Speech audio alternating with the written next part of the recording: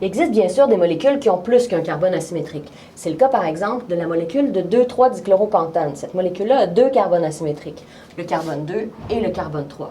Si on voulait la nommer, il faudrait donner un stéréodescripteur pour chacun des carbones asymétriques.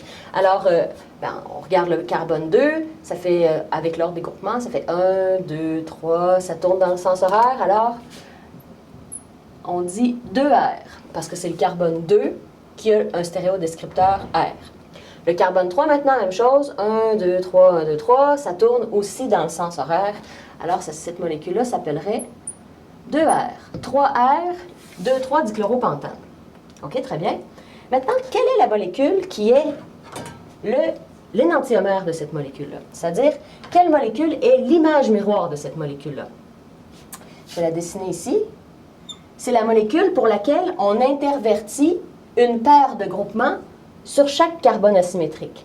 Ce que ça veut dire, c'est que ici, j'ai deux groupements. J'ai le Cl, puis j'ai le H aussi, qui est derrière, qui est sous-entendu.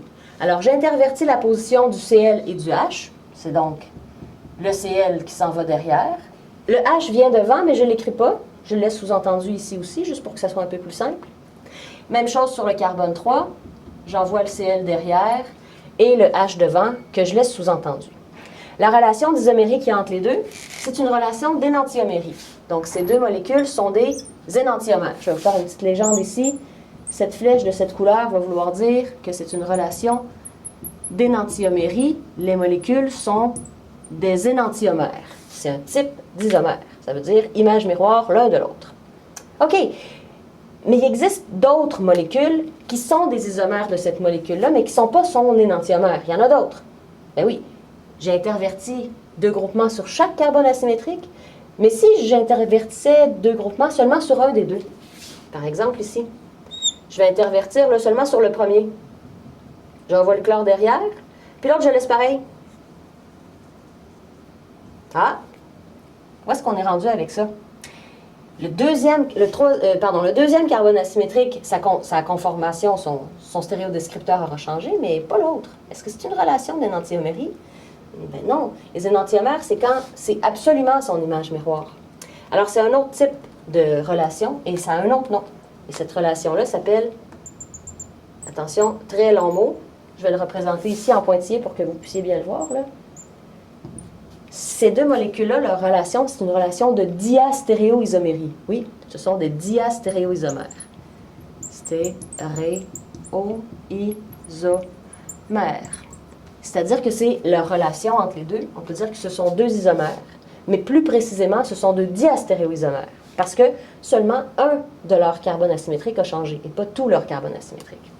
Si je donnais, sans redonner le nom au complet de la molécule à chaque fois, juste les stéréodescripteurs pour qu'on puisse bien comprendre ce que je veux dire ici. Le troisième carbone asymétrique, lui, n'a pas changé. Ça veut dire que ça va être encore 3R. Celui-là, il est pareil qu'ici, donc c'est encore 3R. Le carbone 2, par contre, a changé. Si on comptait dans l'ordre des priorités, 1, 2, 3, 1, 2, 3, on verrait que ça tourne dans le sens horaire, mais là, on sait que le H est du mauvais côté, donc ça tourne horaire, mais on dit c'est S parce que le H est du mauvais côté, vous me suivez? Alors, 2S, 3R. Ici, on aurait le même principe là, pour le 2S. 2S parce que le carbone 2 est identique.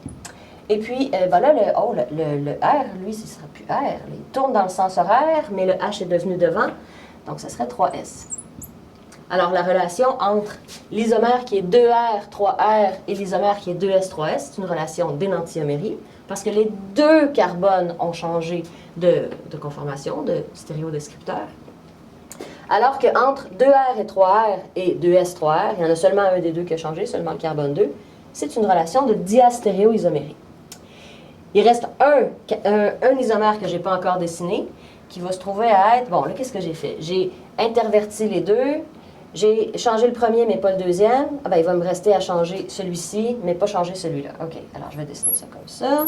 Alors, le carbone 2 reste pareil qu'au départ. Et le carbone 3, lui, il va changer. Alors, je ne l'ai pas encore faite, celle-là. Voyons voir.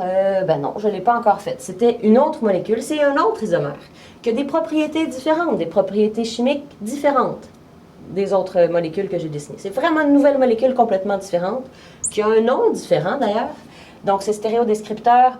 Le carbone 2, ben, il est pareil que sur la molécule de départ. Alors, ça serait 2R. Et puis, le carbone 3, lui, est pareil qu'ici. Alors, ça serait 3S. Je n'avais pas ça encore, 2R, 3S?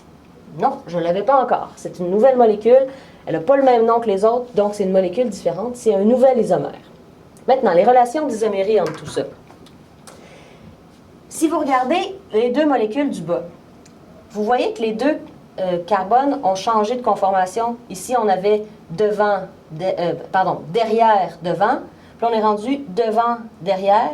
Donc, les deux ont changé. Ce sont des énantiomères. Ici, il y en a seulement un des deux qui a changé parce que le carbone 3 est pareil. Ce serait seulement le carbone 2 qui a changé. Donc, la relation, c'est une relation de diastéréoisomérie entre ces deux-là. Il reste deux relations que je n'ai pas encore établies, c'est-à-dire entre la première molécule et la quatrième, et la deuxième et la troisième. Alors, on a juste à regarder. Qu'est-ce qui a changé? Ça, c'est pareil, ça a changé. Donc, puisqu'il y en a seulement un qui a changé, ils n'ont pas tous changé. C'est une relation de diastéréoisomérie. Même chose pour ici. Le carbone 2 n'a pas changé. Le carbone 3 a changé. Donc, ces deux molécules-là, si on vous les présentait, puis on vous disait quelle est la relation qui les unit, c'est une relation de diastéréoisomérie. Ces deux molécules sont des diastéréoisomères.